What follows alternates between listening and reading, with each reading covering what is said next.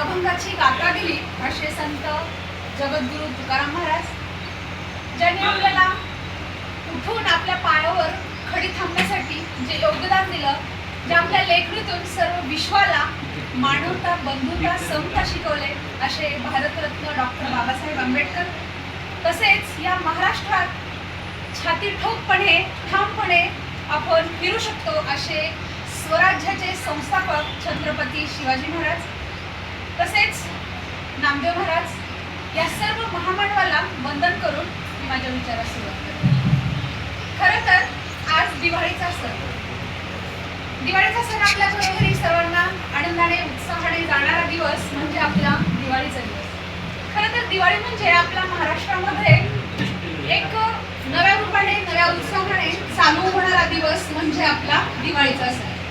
या दिवाळीनिमित्त तुम्हा सर्वांना सुख शांती, निरोगी आयुष्य, समृद्धीचे जाऊ दे, तुमचे आयुष्य भरभराटीचे व ऐश्वर्यपूर्ण जे आज लक्ष्मी पूजन आहे.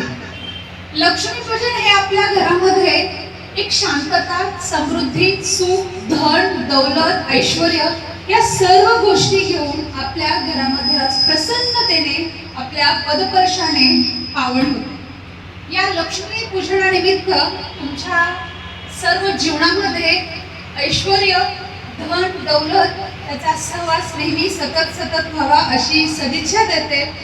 आणि तुम्हा सर्वांना माझ्याकडून व माझ्या परिवाराकडून व युवराज गायकवाड ट्रेनिंग इन्स्टिट्यूटच्या माध्यमातून तसेच सुतार सरांकडून त्यांच्या फॅमिलीकडून तुम्हा सर्वांना दिवाळीच्या खूप खूप शुभेच्छा देते.